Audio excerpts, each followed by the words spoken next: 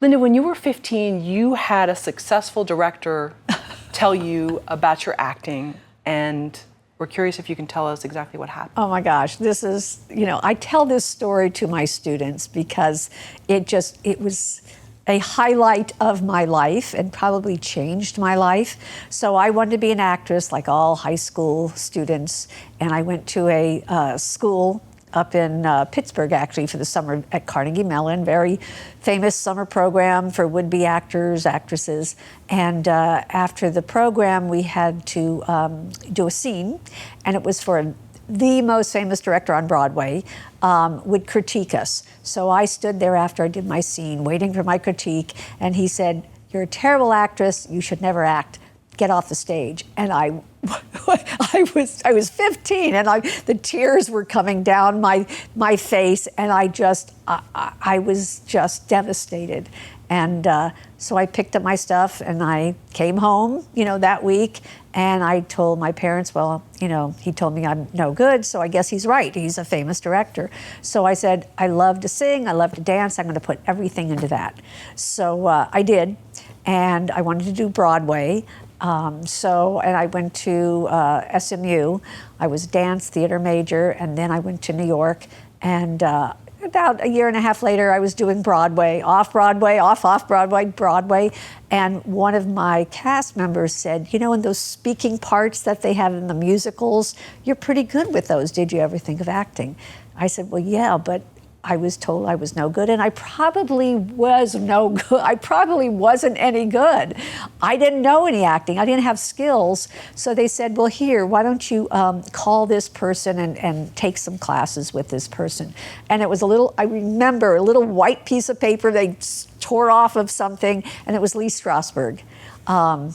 Very famous method instructor and father of method acting. So, and I learned a lot. And I learned that it is a skill. Acting is a skill. And when you're a kid, sometimes it's easier because the younger you are, the less you judge yourself. But it's those, junior high, high school age where you're trying so hard to do what you think is good, which usually isn't. Why do you think that director said this to you? Do you think it's fair to be so critical up front? I don't know about fair, but there are people in the industry who feel that this is a rough business and you've got to have a tough spine. If you can't take the heat, get out of the fire. That either you take it and improve or you give up.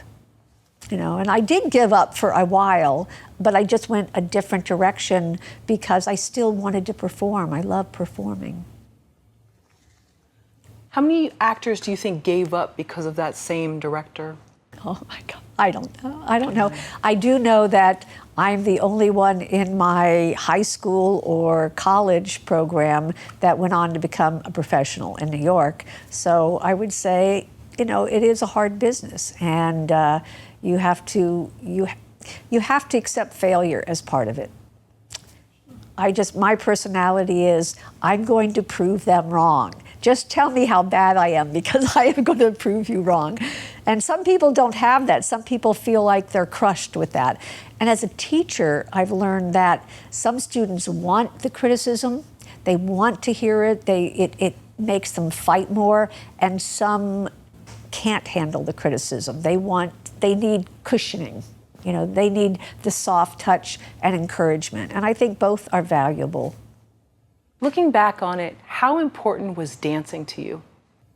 I love dancing. I love it. I still do.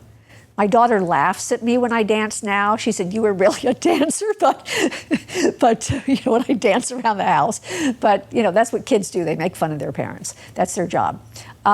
No, I danced when I was young, like 7, 8 years old, just with a community teacher that would teach lessons every Saturday at the YMCA or something, and I really loved it. My parents really couldn't afford lessons, so when I was 15, I got my first job after school, and I paid for my own lessons, and it was through high school where I was dancing, and I said that I loved it. That's really what I wanted to do. So, and after I left New York, I still came to LA fortunately got a job as an actress. But I didn't want to tell anybody I was a dancer, because in New York, you either are a musical person or you're an actor. And you either walk and talk or you dance. So I played it very low that I was a dancer when I came to LA. And I was doing, I did a couple of guest stars on a show called Happy Days. That was my first job there. And they were making a TV show called Blansky's Beauties. It was about dancers in Vegas. And the director said, "Do you dance at all?" I said, "Well, a little bit. You know, why don't you come audition for us?" So I did, and I realize now everything you do along the way, you use in the next step in some shape or form. You really, it gives you something for the next step of the journey, I think. That's a great way to look at it. Do you think that's still the same in New York, that you're either a theater person doing dance or just acting? It has changed so much in New York. I'll tell you a funny story. When I was doing a Broadway show, and the top orchestra seat prices were $10.50. This was in the 70s, right? Early 70s. And they raised it to $17.50. And we were saying, nobody's going to show up. Nobody's going to come. Nobody's going to pay $17 to come to a musical. Now, I don't even know how much the tickets are. But it used to be very much, you did New York, you did theater, or you did TV. You don't cross the divide. You know, a lot of New York theater people sort of look down on television actors and commercials and all of that. Now, I think people with, you know, TV shows and hits, you know, stars in films, Broadway wants them because they have an audience. They fill the seats. So now it's, you know, I don't think there's any kind of divide anymore. And the bigger celebrity you are, the more you're going to work on Broadway if you're willing to do that, I think. In what ways are dancing and acting connected? It's all about storytelling. It's all about emotion. It's using the physical probably much more in dance. But there's so many kinds of dance, like there's so many kinds of acting. There's so many kinds of dance in modern dance and ballet and hip hop and all the different kinds of expression that you can do through dance. I think dancers make wonderful performers. I heard somebody say once, the only thing harder than being a professional dancer is wrestling alligators. It is a hard career. It's a lot of competition. It's physically hard and a lot of work, but you do it because you love doing it. Like anything in the arts, you do it because you love it. How did you end up in improv class with Robin Williams? Well, when I came to Los Angeles, I had studied very heavy method acting and never taken improv or did anything with comedy. And people said, well, you look like you should do comedy. I said, no, I'm a serious actress, I do method. They said, but you look like you should do comedy. So the first job I got was a guest star playing a random character on Happy Days. And so Gary Marshall, who was the director, said, you should get in an improv class. So I went to the beginning class, and then I had, I was a series regular then. I was on 2 series. So being on 2 series, they said, you should be in the advanced class. I would go home and cry every night after class. It was so hard. There were people like Penny Marshall and Rob Reiner, et cetera, in there, heavy hitters who'd been doing serious improv for years. Robin Williams was one of my classmates. When you went up on stage with Robin, you just had really, it was, you were a big loser. You're never going to win because Robin would just do circles around you. And the great thing about Robin was, and nobody knew him at that time, the great thing was that he did not edit himself. He learned later to edit, but half of the stuff he threw out there was terrible, and half of it was brilliant. He just his brain was so fast. That's why I say if you were trying to do an improv with him, you were way left in the dust. And then they were doing an audition for a character on Happy Days. They could not cast him, the character, and it's Wednesday, and this is the show is taping on Friday. And I said to Gary Marshall, I said, there's a guy in my improv class, he can't get an acting job because he can't stick to the script. He would never stick to the script. And they hated, writers did not like that. So he was doing stand-up at the time. So they brought Robin in. He did the audition standing on his head. He never used the script. He, again, circles around everything they did. They loved Robin, and they cast him as Mork from Mork, and they loved the character, so they then spun him off. And brilliant, kind, sweet man. I think you said life is improv? Life is improv? Yeah. I don't know, did I? Well, or maybe I saw that somewhere, but yeah, if that's correct and you agree with that, how is it improv? You never know what's coming next. I think improv is a great tool. As much as I said I used to hate it because it was so hard and I had never done it, and I felt very much in over my head with these real brilliant comedy people. It was all in Harvey Lembeck's. Harvey Lembeck was the improv class at that time.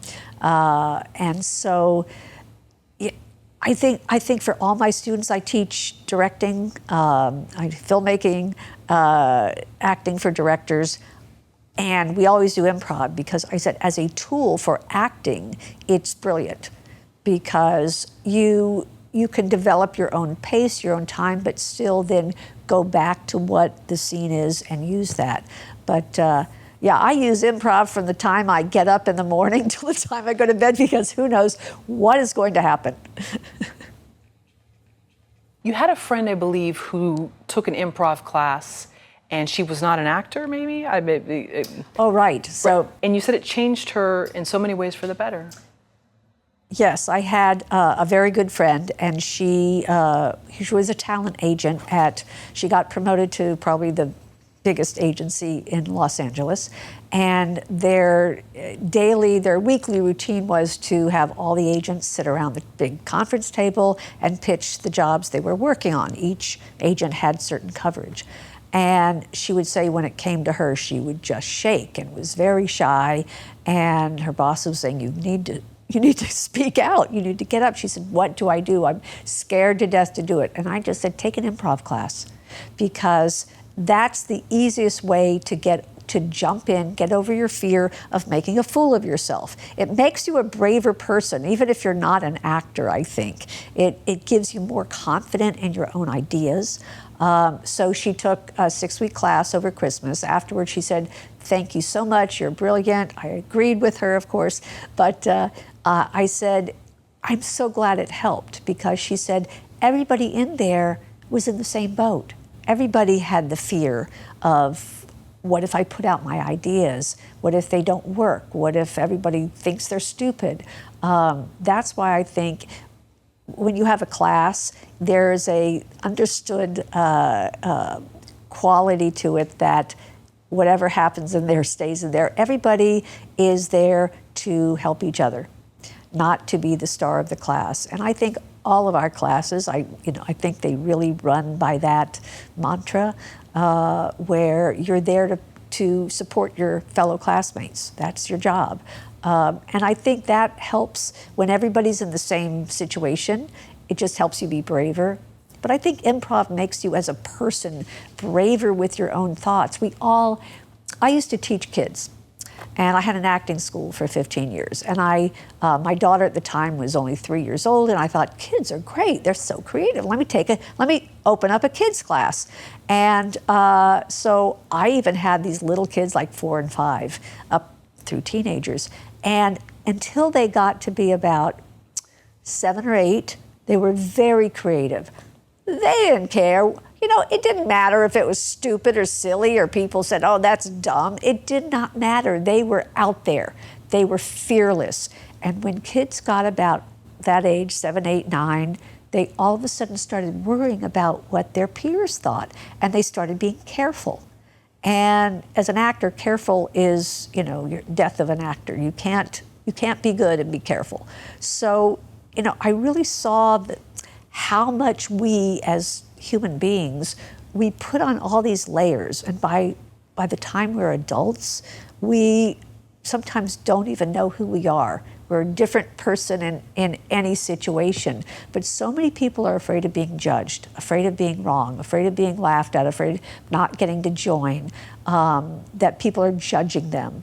And I think you might get over it when you're really old, but we have grown up with that. And I think we were talking about social media, and I think through social media, it's been so harmful to young kids because they're being judged on social media now, and which is terrible. They're not being themselves. They don't have the freedom to be who they are, and that's something that a lot of people come to an acting school for, because they want the freedom to be who they are. They want the freedom to peel off those layers, and that's it. There should be that freedom. There should be that safety in an acting class.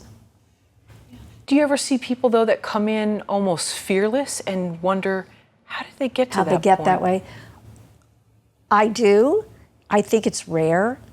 And I think it comes from parents, from success that they've had, and just, it's a quality I think that they've somehow been supported in having as they've grown up. It's like there are certain people in life that have charisma. They just have it. I worked with John Travolta in Summer Stock when we were both 20. You looked at him on stage and going, oh my God, that kid is going to be a star. He had so much charisma. And before he was discovered, he'd worked really hard since he had 5 brothers and sisters. They worked in acting classes, dance classes, singing classes since they were 6 years old.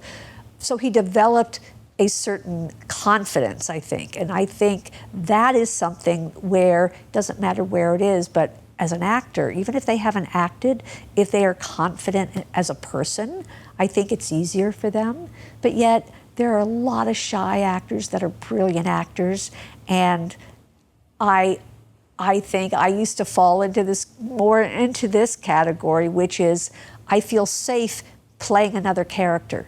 They're not judging me. So I can be that outgoing person. I can be that character because I'm not being judged for me. I'm being judged of that other person.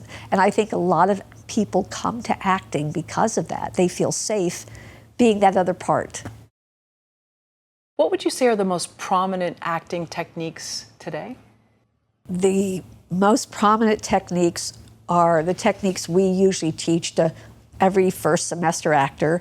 It's Uta Hagen, Stella Adler, Meisner, and method, Lee Strasburg. Those are the basic, I would say, American techniques.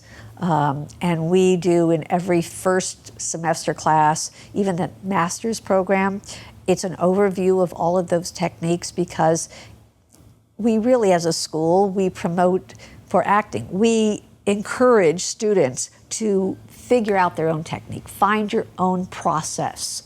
And if you have tools, and some of the tools for these techniques are very similar, but if you understand them and can try different techniques, then you can choose what works for you.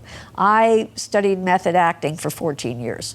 I studied some Meisner as well with Sandy Meisner. I studied with Lee Strasburg. I was very fortunate to study with these great masters. But I probably am a stronger method actress, whereas Meisner is, a lot of people go, Meisner is it, that's it. And I do think they all work together. And at the end of the day, I believe that technique is to help you when something isn't working. But eventually, the technique is part of you. It's something that you have at your fingertips. And you're not, if you're thinking about technique, it's like a great tennis player. If they're thinking about how to hold that handle, they're going to have a hard time at Wimbledon.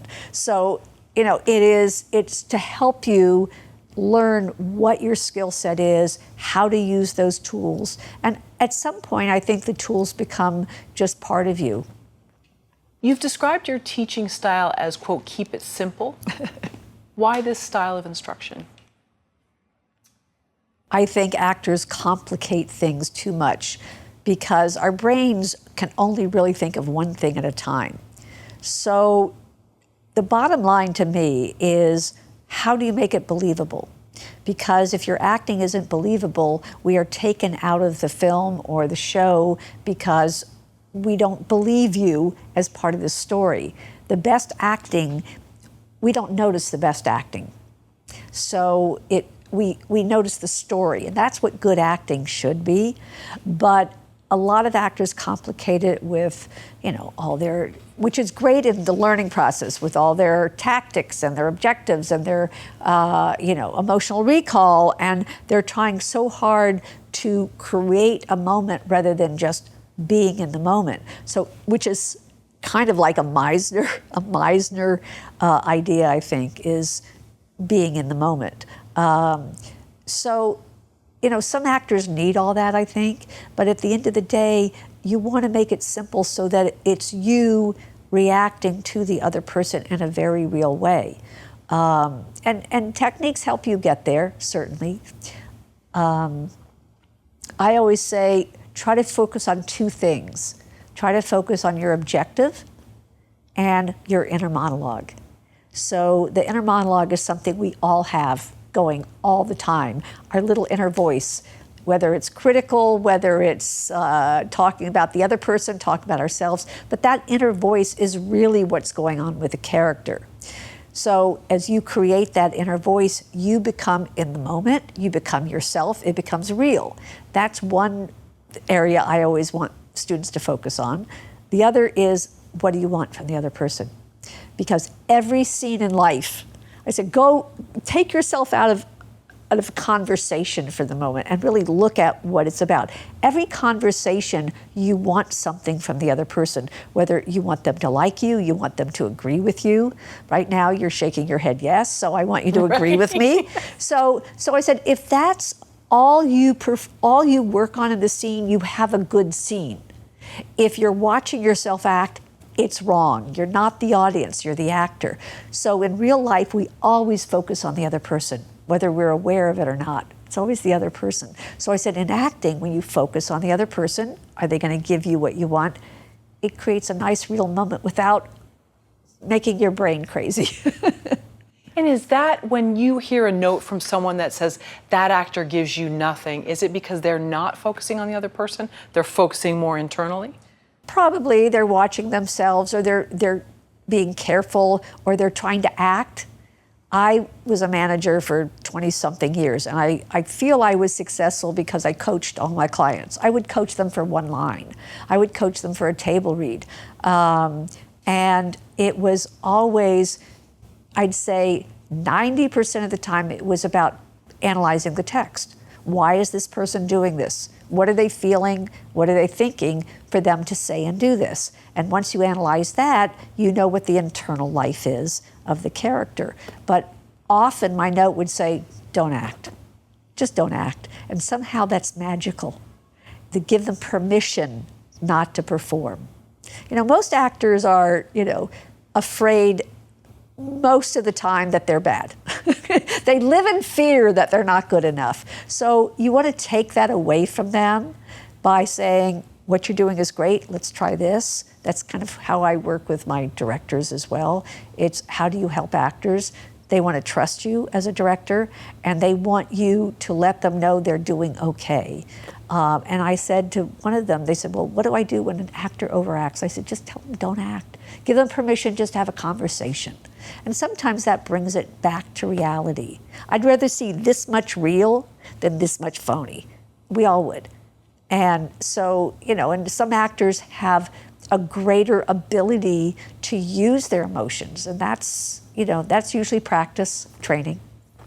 So you find that most people overact rather than new actors maybe who are, let's say, underwhelming. They don't want to be loud or boisterous? Yes, some of them underact, some overact. Okay. So I always say, do more than you think, because it's easier for a director to say, let's do less, than a director to go, can we do more? Can we do more? Because they don't know how much more you have. So, and that doesn't mean overact it. It means take big choices, make big choices, bold choices, emotional choices. Every scene, I said, is life or death. Every scene you have to make sure that the only reason that scene is in the film is because it's an important moment in that character's life with their overall super objective, what they want in their life, as well as what they want in that scene. It's important to reveal character, and it's important to move the story forward for the character. So you have to consider that even if it's just, hi, how are you, what's going on today, nothing, I gotta go now, there's something that's important in that moment. Otherwise, we wouldn't use that precious time in that 2-hour film to show those characters interacting. So I always say everything is out of 1 to 10, it's an 11. The stakes are always high, that you get what you want, that there's something going on with that. Is there a cheat code to master technique faster? Can you hack your way? Is there, acting hacks 101? No, there's no easy way. And this is what I've always felt is important for students, that everybody has their own path. Everybody has their own progressive level. Some people get to it sooner than others, and it doesn't mean that you're a better actor. It just means the other person is working on finding what they need and taking a longer time with it. But I once had an agent send me an actor to work with, and the actor said, well, I go in for auditions, good-looking guy, go in for auditions, but the feedback is I'm too green. What does green mean? And I laughed with my daughter. I said, he's too green to know that what green means. Green means you don't have experience. You can't get it unless you just get it. You can't overnight get experience. And so much of acting is you walk in the room. Most casting directors, I would guess, the minute you walk in the room, they know whether you're confident as an actor. You bring it with you. You bring that. That's one reason I don't like self-tapes, because you can't bring your own energy, charisma, personality into the room with you, which is a large part of, are you right for this role? But I do. I think that some actors just have a natural instinct for it. There are wonderful actors who've never trained. Don't ask me to name them, but they just naturally have an instinct. And others, I just feel that, like I said, when you have little kids, they're great actors. They're great. They play Superman, they play, the dog, they play all of these parts with 110% of their heart. But then we become careful. So some of it is, some people are braver than others, some people just bigger personalities, some people have more confidence as human beings. So I think all of that plays into it. It's like singing. There aren't many Barbra Streisands. She, I'm sure, trained, but she has this natural gift. And I think that's the same for any artist. Some people have more natural ability. As a manager, I had some very, very talented clients, probably more talented than some of the people I had working, but they couldn't handle the rejection. So they gave up. So it's, you have acting as a craft, but you also have acting as a business. And the business of acting is tough. My friend, dear friend, Cindy Williams, who was Laverne, she was Shirley, she said, you have to put on a rhinoceros skin when you go out there, and then when you act, you have to take it off. You have to be your vulnerable self, and I think that's very true. If you are interested in storytelling, you may also like our new book, Story Questions, the sponsor of today's video. It's a story tool that offers you over 1,500 story questions that you can use as story prompts. It's packed with over 40 categories, so whether you are in the brainstorming stages, developing characters, dialogue, or rewriting, it can help you at every stage of the writing process. Think about this statement.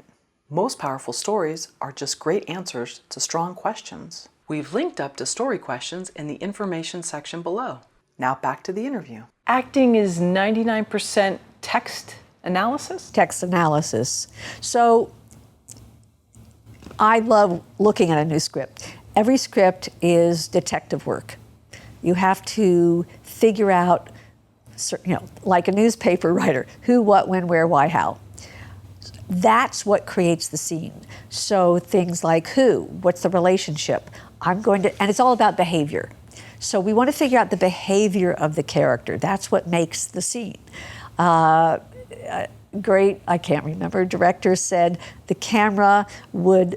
Ben Kingsley said the camera would rather see behavior, doesn't like to see acting. So it's all about behavior that we're looking at. So the relationship, I'm going to relate to you, speak to you differently than I am my little girl, who's now grown up.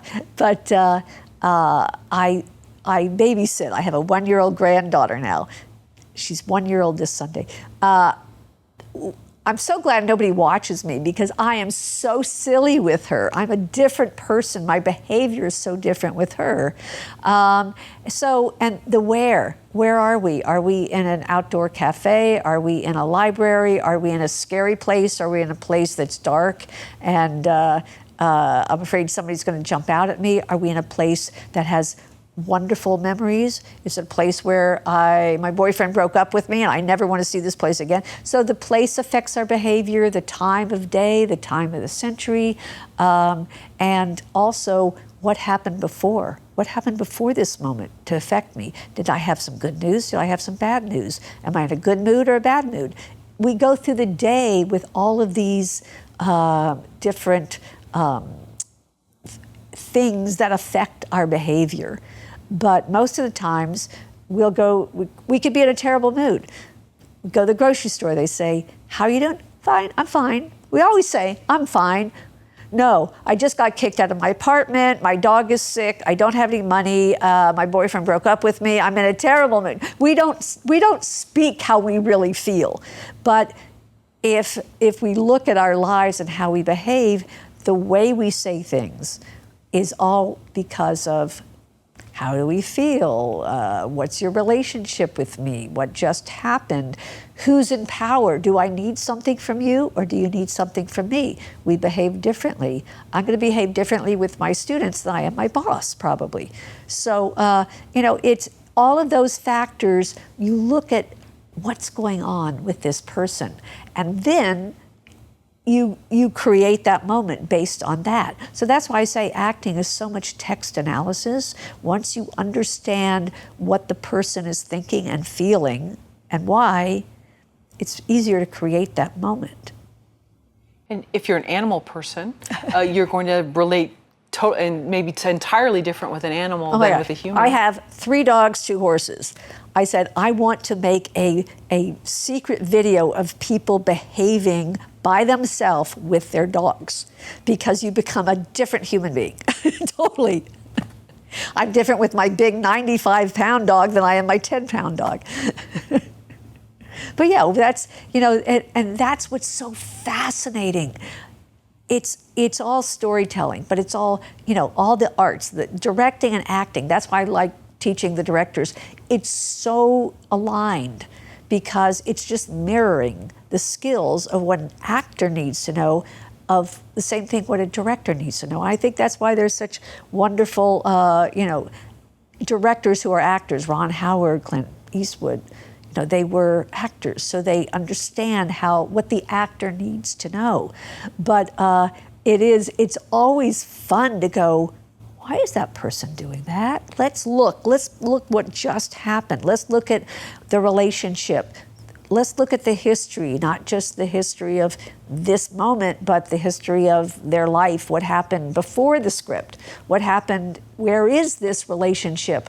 What do you know now that you don't know by the end of the script? So to me, it's fascinating. It's just fascinating to figure out what's going on in the script. And a well-written script obviously is much more interesting, because to me, well-written scripts are much more written with subtext, much more of we have to listen closely to try to figure out what's going on. Why do you like to have some of your acting students run lines louder and faster than normal delivery? And how do you know I do that? Oh, a little birdie told me. Yeah. Who did? I don't know. Maybe Oh, we no, saw that. we did it. We did it in my class. I've already seen it. I've seen it. Okay. To get them out, I like them to do louder and faster so they get out of their heads, because they're thinking of acting. They're trying to act, and it's all focused on, I have them all come in, they go, I don't know my lines. I said, that's okay, let's just play the scene. Do you know what's going on with the person? So louder, faster, it gets them more involved, because usually, not all, but a lot of actors tend to hold back. And again, if this scene is in the film, it's an important moment. We usually there's some energy about that moment. We need to solve something. We need to get something.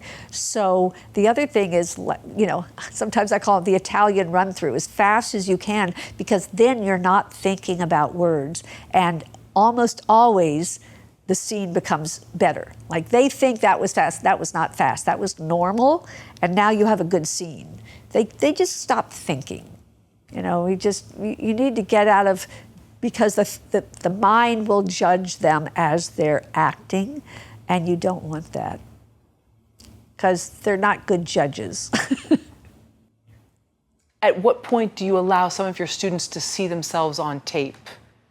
As soon as they have their scene rehearsed and memorized. I think that's important. What's so great about the camera is that, it's good. You have to learn the technique if you're going to be an actor on film.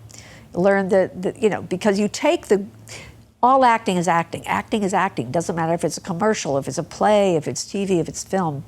But different techniques when you're on a camera, because now you have to worry about continuity. What did I do when I had the master and I was yelling and screaming and I was holding my wine glass, and now I'm on my close-up? When did I pick up my wine glass? You have to make films, you have to match the shot.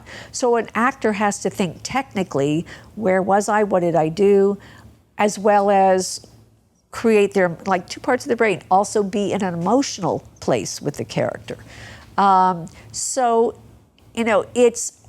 It's not only to learn how to work on camera, but they get to see themselves, which is the greatest teacher.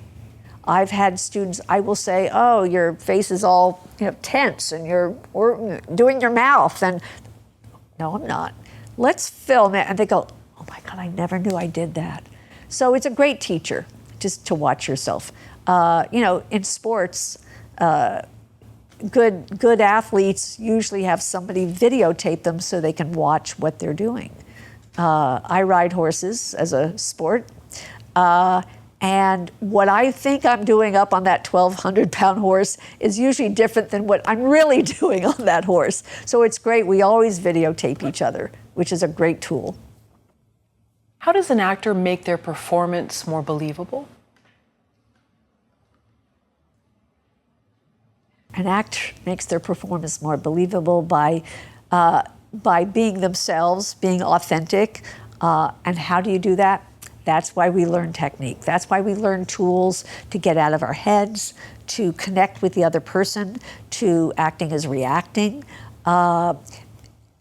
In terms of method, I love sensory work.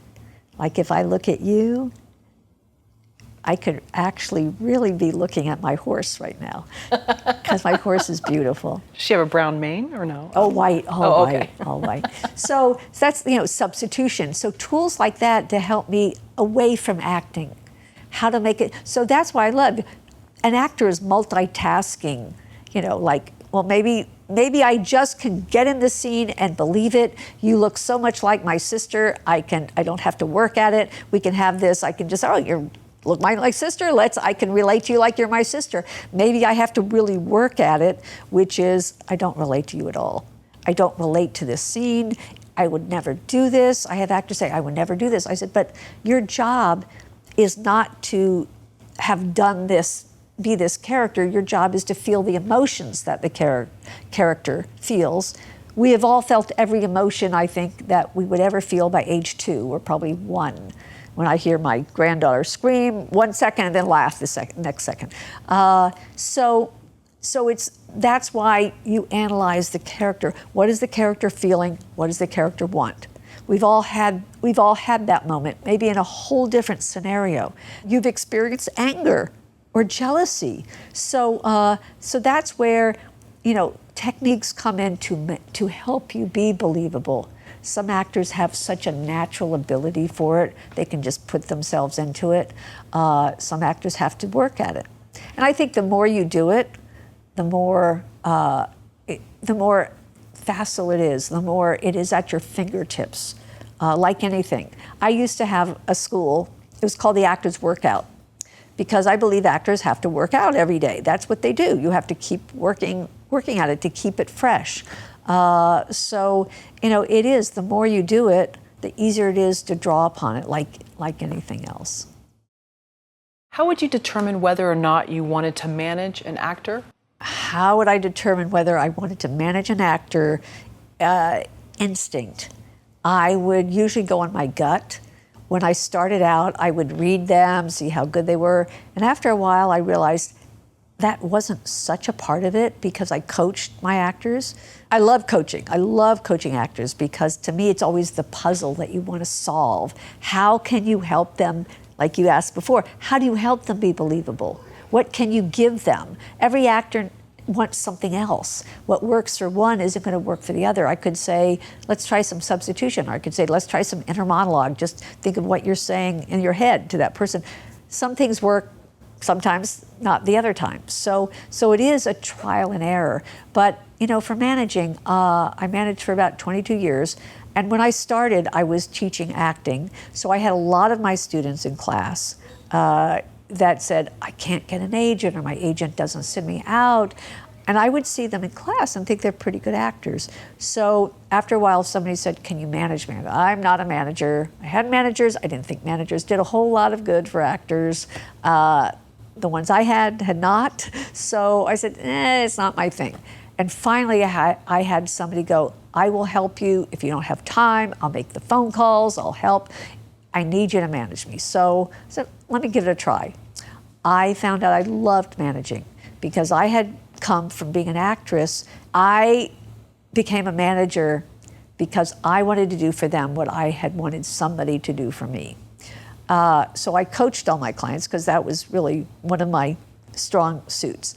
And after a while, it was just instinct. Was there something about this person? Was there some charisma? Was there some passion? Was there something where when they walked in the room, when I turned my head, did they want it?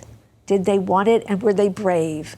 And I think that was usually how I started taking on clients. And with coaching, I feel like that helped me. Most of my clients had done very, very little, but that really helped me bring them up to a certain level eventually. But my best clients had worked with me 14 and 15 years. It's not a quick fix. It's not like, oh, I'm going to be an overnight success, like John Travolta. Overnight success. Yeah, he worked really hard for about 15 years before anybody knew who he was. So yeah, and after a while, I trusted my instincts, and it's all about relationships. So I developed relationships with casting directors and agents because I had good clients. So when I brought them a new client, they would trust me that if I said this person was good, they were good. And all managers are different. My daughter was an agent, and then she became a manager, and she was very different. She helped develop scripts for them, shows. She was more of a producer type manager. But I was really more of I want to develop your talent. You said they had to want it. What is that? How would you see in someone that they wanted it or not? I guess you just see the passion and how much were they willing to work hard. Like, I had one client who was very successful. She was on a series. She would tape the series, And then she would come over at the end of a very long day to work with me on the table read for the next series.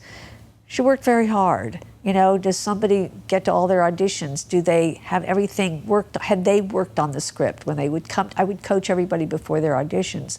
It's something. It's just, again, it's hard to know.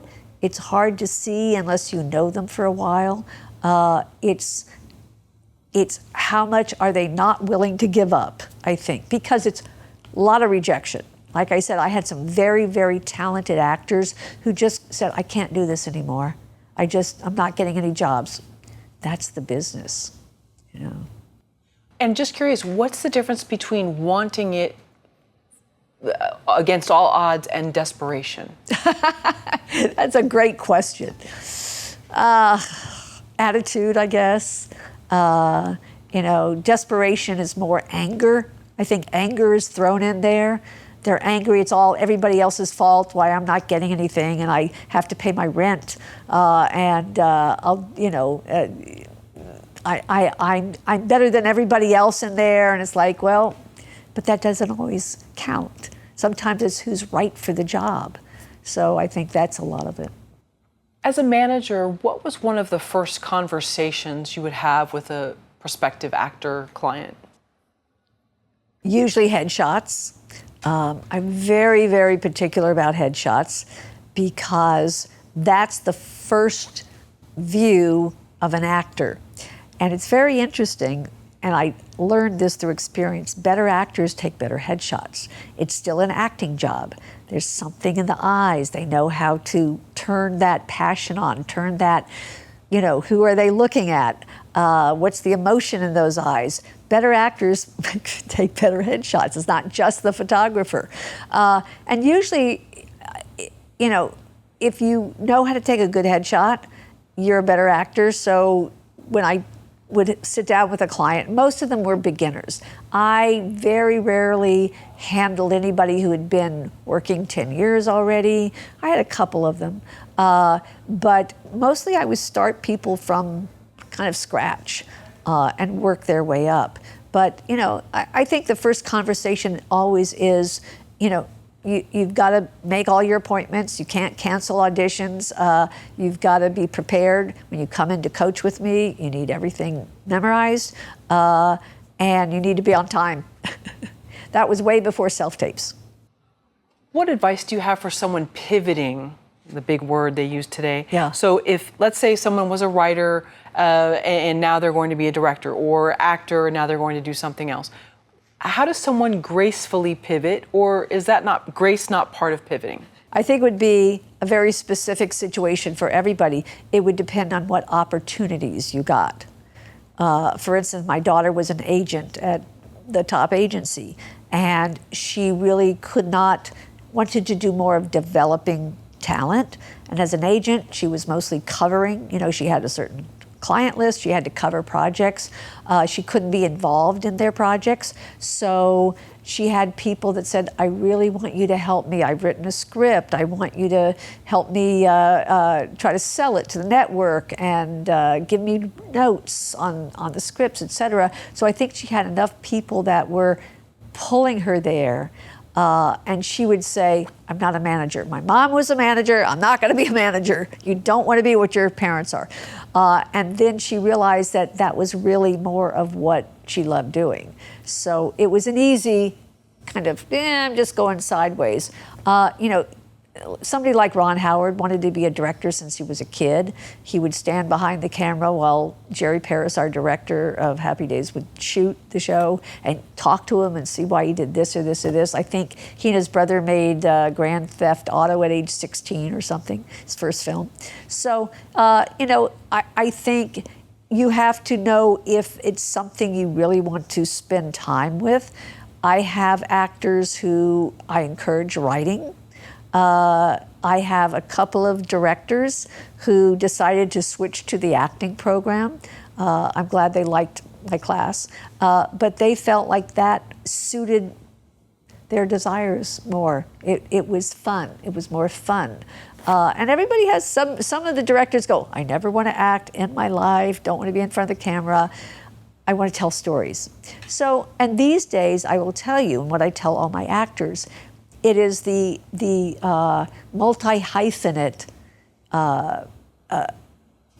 that is really making a name for themselves. All the actors who also, Abbott Elementary, Only Murders in the Building, Steve Martin, Girls, Lena Dunham, all of these series were pitched and written by the actor that then became the producer, that then also is writing some of the shows and directing some of the shows and starring in the shows. So the door is open for actors to be a multi-hyphenate so that they can produce and direct and write as well.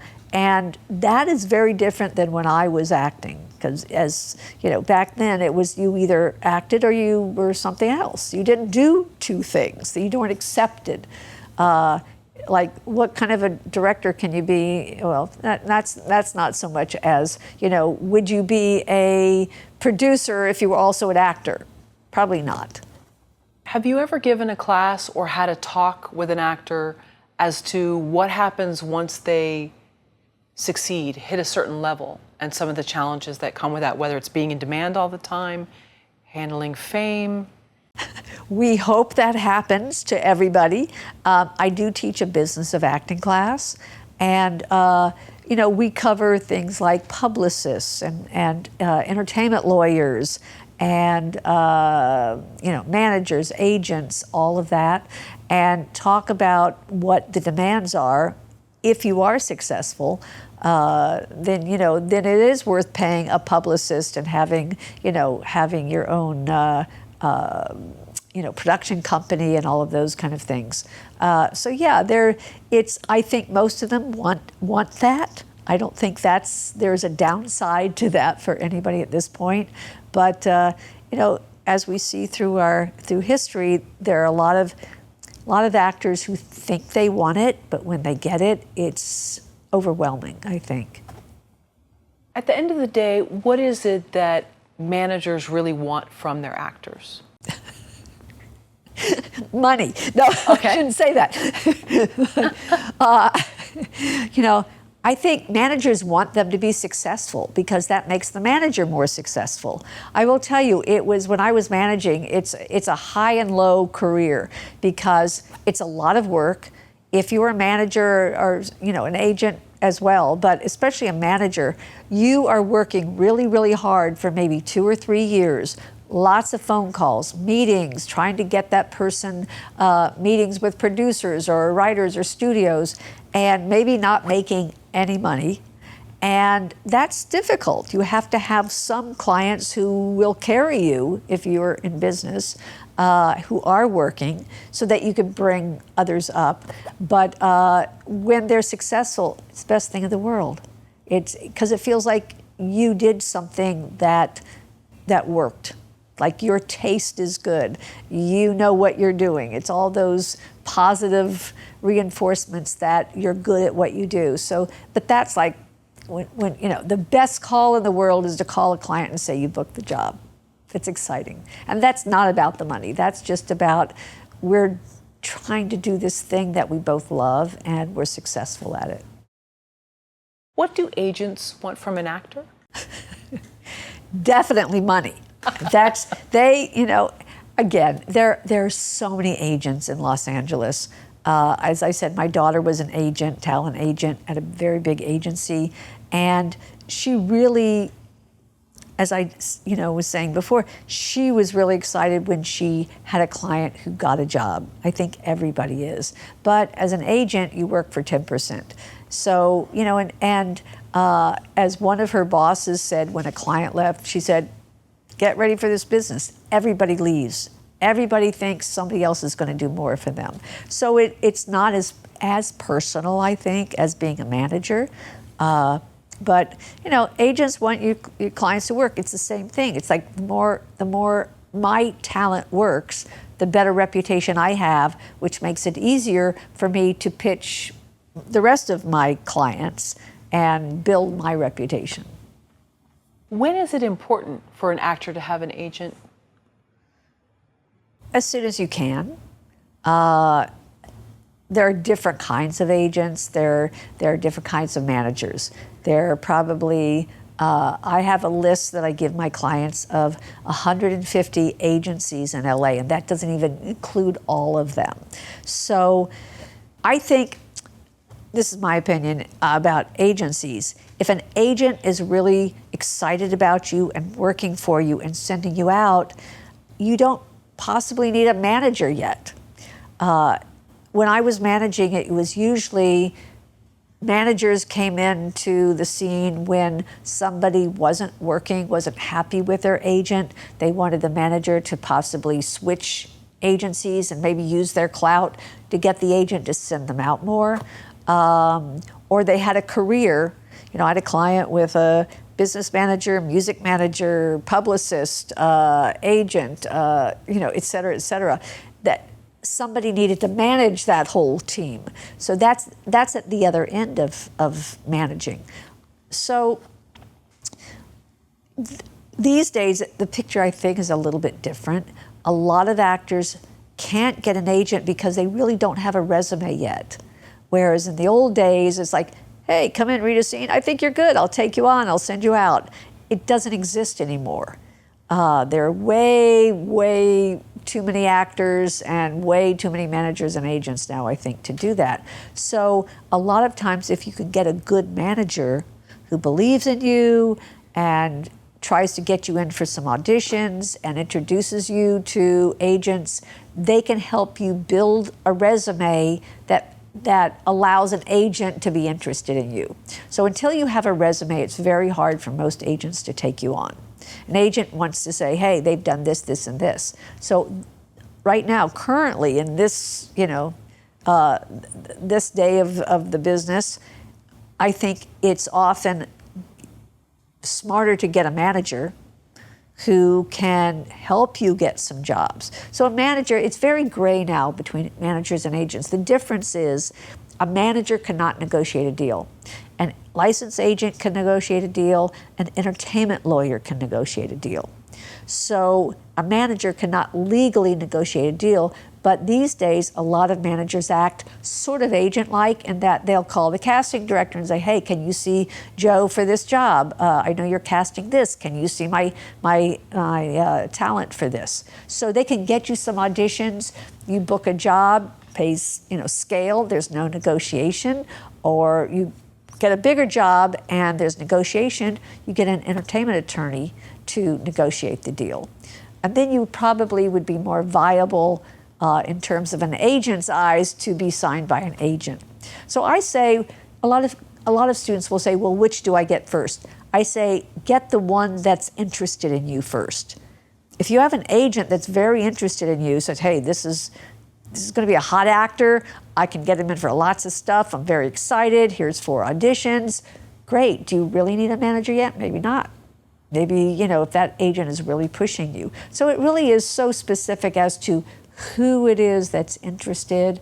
I warn my students about scams because there are a lot of scams out there preying on young actors, say, hey, yeah, I'm going to manage you and, I'll do a great job for you and you just pay this much of a fee to be on my roster. Anytime you pay money, it's a scam. So, they prey on young actors, which is not, it's terrible. It's a terrible thing, but you have to be careful. How often do you see an actor say, I got to get a new agent or manager, they're not sending me out, and really it's something where they need to be creating their own content and they're pointing out, but really they should be pointing back? This is a great question. Great question. So often actors will go, well, I need a new agent because I'm not getting out. I said, well, have you really had some people look at your headshot? It could be your headshots aren't working. And sometimes I will say, bring me your headshot. I'll go, this headshot is not working for you. And an agent usually isn't looking at your headshots. The assistant is submitting everything by email. The agent might not even know what your headshot looks like. It could be that the agent has been working very hard for you for 6 months, but you don't have anything on your resume, or you're non-union, or you don't have your O1 visa if you're international. Or it just could be you just weren't right for anything and you don't have a resume yet, so they're going to take people who are SAG over non-union, all these things. So it's not always the agent. You have to consider, that's why I say, if you're not happy with an agent, have a conversation with them. I haven't gone out. Anything I can do? And they might say, hey, yeah, put some stuff on YouTube, create some scenes, create a short film. That's what all of our actors have to create, their own short films for the degree programs, their own thesis film, which is great content for them. It could be that, hey, can you look at my headshot, tell me what you think? Any feedback I've gotten that isn't working, have a short conversation. The agent signs you because they want to make 10%. I said, you don't have to love your agent. They don't have to love you. You should love your manager and they should love you. They should be passionate about developing your career and helping you with your headshots and talking to you about feedback and wardrobe and, maybe take an acting, if you're not taking an acting class, get in an acting class. Maybe take some dance lessons, whatever it is to help further your skills. So that should be a manager to develop the whole package. But an agent is just concerned getting you in for the job. If you get it, negotiate and get the 10%. Lastly, I'm not big time enough for them to return my calls, and they just have too many big clients, and I'm a small fish. Probably the wrong agency to be with. You don't want to be the biggest client. You don't want to be the smallest client. You want to be someplace in between. But again, an agent usually takes you on because they think that you could work. It is very much of a business. It's how much can you earn to help them pay their overhead. So, they're taking you on because they do think you have potential. So if they can't return a phone call to have that conversation, you might say this is not the right place for me. But again, an agent will usually say, if I'm talking to you once a week, I don't have time to pitch you to casting directors. Agents typically don't want to have conversations. Again, how small or big is the agent? Sometimes it's talking to their assistant. A manager, I always say you should set up, the parameters of how do you want this relationship to work? I want to call you once a week on Friday. I would like to have lunch once a month. Or after my auditions, I'd like to call you and talk about it. How do you want that relationship to work with the manager? But an agent is pretty black and white. You get the audition, the assistant sends it to you, you go in, you book it or you don't book it. So most agents and managers don't like to give feedback if it's bad. They don't want to be the bearer of the bad news, shoot the messenger. But a lot of casting directors just won't give feedback. They just don't have time. They're looking at tons of actors, especially with self-tapes. So it's kind of a different business in a way now. How many acting auditions have you been on in your lifetime? Oh my gosh. I will be honest, I can't say hundreds because when I came to LA, I was waitressing. My first audition was for a Laverne and Shirley. And I had brought my picture and resume. Now, I'd worked with Gary Marshall in New York on Broadway. So he was the only person I knew. He says, yeah, bring your picture into Bobby Hoffman, who is the casting director for Happy Days. Bring your picture in and maybe, he can call you in for an audition. So 7 months later, I did get a commercial agent in the meantime.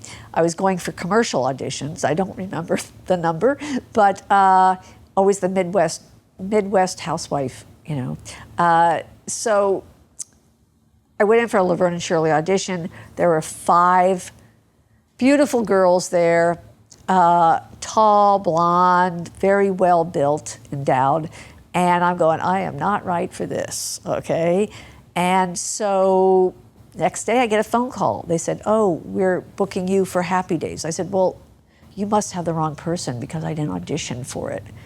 Never say you called the wrong person. Take the job is my advice. So they said, yeah, but the casting director was sick and was subbing for Laverne, so he really is the casting director of Happy Days. So we're going to book you for a guest star. So that was my first job on Happy Days. And then I did a couple of more episodes, and I auditioned for some shows, but I still did not have an agent. I had a commercial agent, so I went out for commercials. And then they were doing, do you dance at all? Yeah, so I got cast in Blansky's Beauties. I got a series regular on that. And I remember I said to Gary, I said, well, I'm waitressing. I don't know if I can, when is this going to shoot? He said, I think you could quit your waitressing job. It's okay now. So, I went for a lot of commercials. I did not audition that much for television. I was very fortunate. I had a couple of auditions, and I worked for, 10 years. So I like that. But that's how building a career really works. It is a very, if I say, what is your advice to anybody in this business, it is do not burn bridges. Because people in this business stay in this business. Like you said, sometimes they pivot sideways, they're doing different things. But people, the same casting directors I worked with, my daughter is working with, 15 years later. It's like people stay in this business. So, and people will help you. If you're talented and you work hard and you're a nice person, people will help you. So you get one job, somebody sees you from that. Happened with my clients too. Oh, I liked her on that. Let's have her come in for this. So that's where the building the career comes in. You might not be right for something you auditioned for, but the casting director says, oh, I'm going to be casting another project that you are right for. I want to bring you in for that. And that's where it starts growing. Your career starts growing. So again, I was fortunate because I hated auditioning. I hated it. That's why I love teaching it, because as a coach, when I was managing, the bottom line is you've got to make the audition fun for yourself as an actor. You've got to go in to enjoy the performance, not worry about getting the job. So my mission was to help actors enjoy their auditioning because I hated it so much. But yeah, I did not audition that many times, and then I got lucky and worked on several series. Do you think you would have liked auditioning more if self-taping was the norm? I don't know. It has its pros and cons. When I was managing, actually, some of my clients auditioned. I remember one was Tim Burton, who was in London, so I had to film my clients auditioning and send it there. So I did that several times and was very successful at filming, editing but I would coach them. We would tape it and send it to the directors, and several of them got jobs that way. This was before self-tapes. The pros are you can do it as much as you want. You can edit out the bad stuff. You're very relaxed at home, whatever. But the bad part is, like I said, you can't bring yourself in the room. You can't bring your energy, your charisma, and casting directors can't give you immediate feedback to switch it, to change it, to, okay, let's do it again, but do it this way so they can really see what you can do. And with tape, you can't guarantee they actually saw your performance. So that's the hard thing. They might get, 600 tapes for one small little job, and they might only watch a few of those that people they know or from agents they know. So that's the bad part of self-tapes. But that's why I tell actors that when you're self-tape, it's got to be right from the get-go. You got to be like, they'll watch 4 seconds. That's it. They'll watch 4 or 5 seconds, and it's got to be like you're doing something right in those first 4 or 5 seconds. How should an actor prepare for an acting audition? Well, most actors that are trained, they have their own process for preparation. And that's something that is important for you to develop. If it's not happening at home, it's not going to happen in the room. So you obviously be off book, use your skills, whatever you want to use to make choices in terms of what's my objective, what's my relationship, what's the emotion of the character in terms of all of that. And you decide what you want to do, but I say make very strong choices.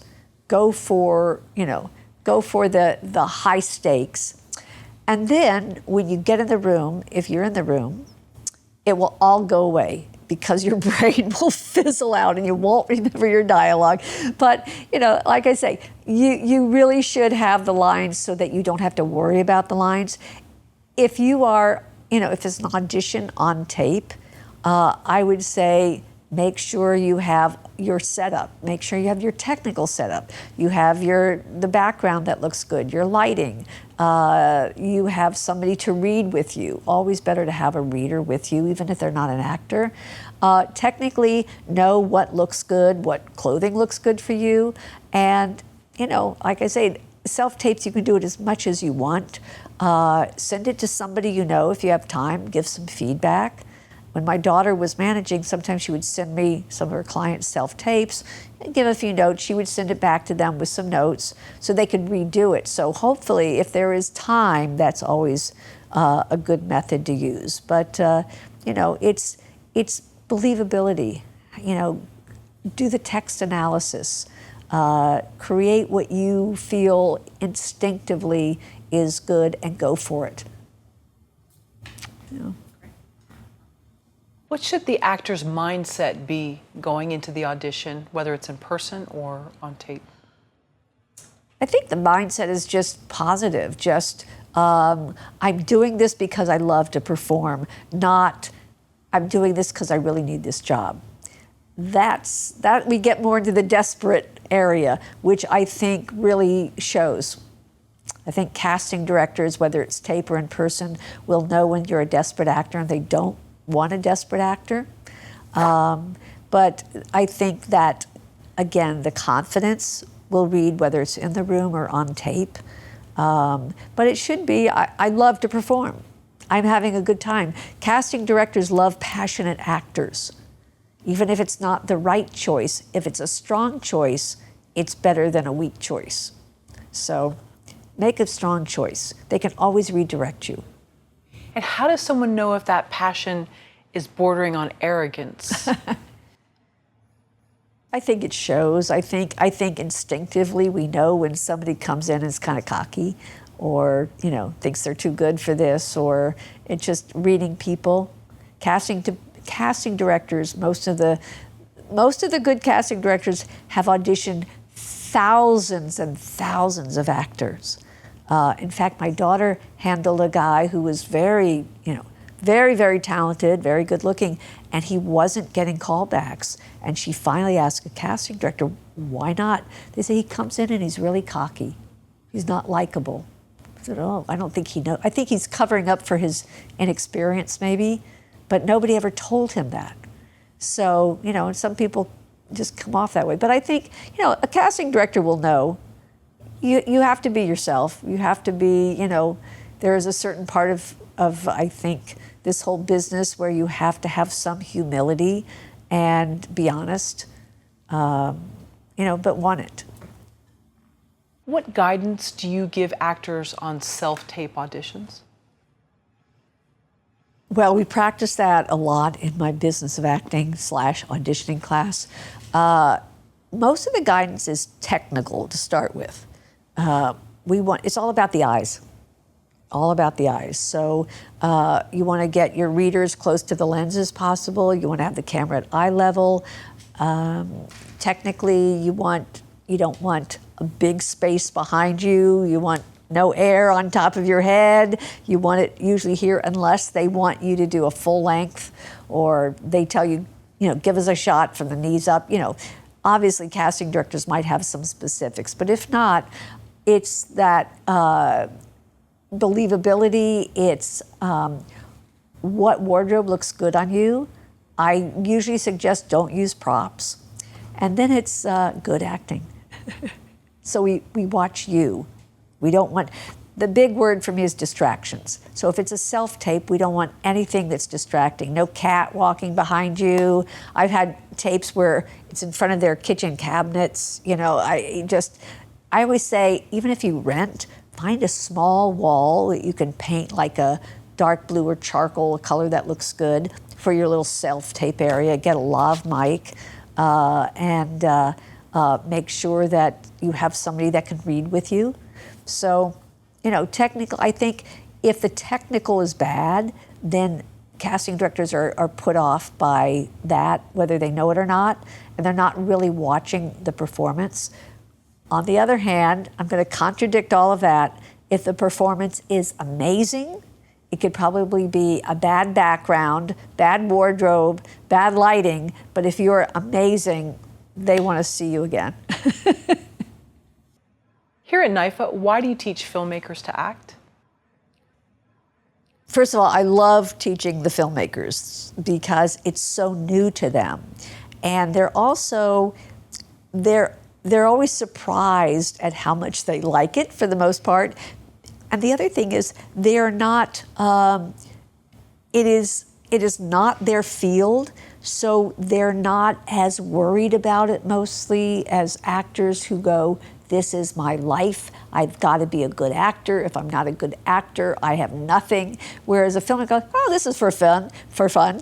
But it's really important. First of all, they act in each other's films, which is great.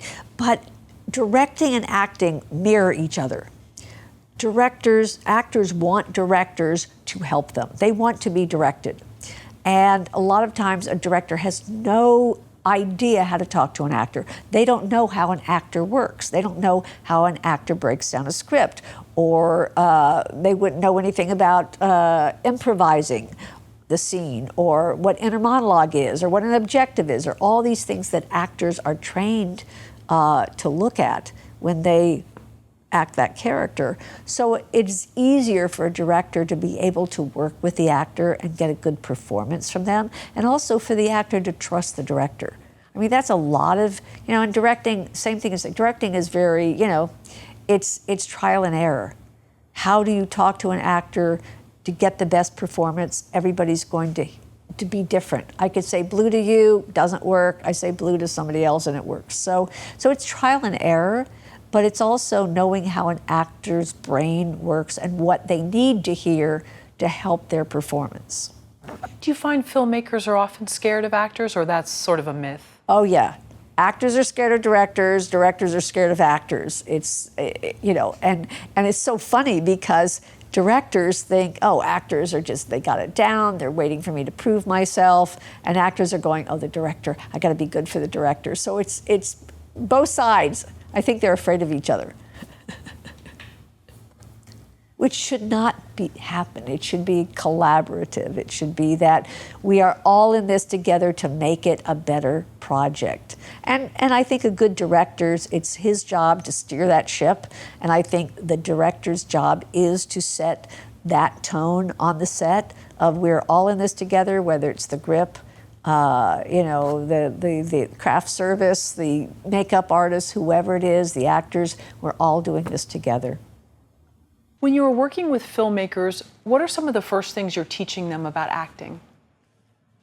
Well, first of all, we do a lot of improv just to get them to think creatively and not be so scared of being silly or making a fool of themselves. But one of the first things I say is it's not about the words. The words are the clues. The words are the detective story. It's not about the words. So what we want to do is create a moment of behavior and really try to focus on that, because I get this all the time saying, I had such a hard time memorizing my script and I don't know the lines, and can I use my script? I'm going, make it up. If you know the story, you can make up the dialogue. I'm fine with that. I want to see how you create the behavior of this person. So that's a lot of what we do. I have that all the time because the directors, the filmmakers have a hugely busy schedule. They have 3 classes a day. They're shooting this week. They're off shooting their films. I have the BFA, AFA 1 year, and the MFA classes. And the MFA, it's always interesting. The MFA are usually a lot more into the acting part than some of the other classes, because I don't know. I guess because they're more mature. I don't really have an answer for that, but maybe because it's more of a commitment for them going to film school as a graduate program. But no, I love working with them, and I want to make it fun. I want them to have a good time, because if you have a good time, you'll learn. So. Do you teach them, though, that at times, maybe this is more for the actors, being on set will be tense? There will be moments where you will not be close to making your day, or weather challenges, and how to handle, especially if they're sponges and they're picking up on emotion from others, how to button it in. I didn't understand the question. Oh, quite. okay. You know what? It's okay. I'll just move on because Okay. it's probably. It was good. Really? Okay. Well, making acting fun is great, but at times, though, on set, things won't be fun. There'll be Right. tension, or Right. maybe they're close to losing the light, whatever. How do they deal with that professionally and also with their craft? The tension on the set, sorry. The actors or the directors or both? I'd say both. Both. Yeah, it's, again, I think it's experience that when, certainly the director needs the experience of running the set, making their day, keeping their emotions in check instead of taking it out on their crew and their actors, because everybody will pick up on that. A lot of times it's adjusting. The actors, the same thing. When everything is tense and going on, you've got to concentrate and focus on just what are you doing in that moment. And that's where acting skills really help, because you can't think of the elephant and the orange at the same time. All you can think of is, what do I want from that person? What does my inner monologue say? What do I want from that person? And then I don't have to worry about everything else. But it is, I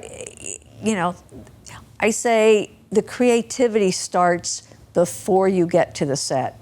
The creativity is all in the pre-production. Rehearsal, if you can rehearse the actors and talk about your ideas for the scene. Because once you're on the set, it is time and money. It is making their day, not going overtime, getting all their shots in, and that's where you run into all the tension and the craziness. And the less you do that, the better.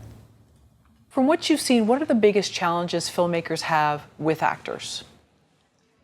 I think one of the biggest challenges that filmmakers have is that they don't know what the actor wants, and they don't know how to talk to the actor. They don't know how to get what they want. So I have a lot of students who will email me semesters later saying, I'm working with these two actors, they're supposed to be in a close relationship, but they don't know each other, what do I do? I said, well, send them both to lunch, or, have them, sit down and tell each other a secret.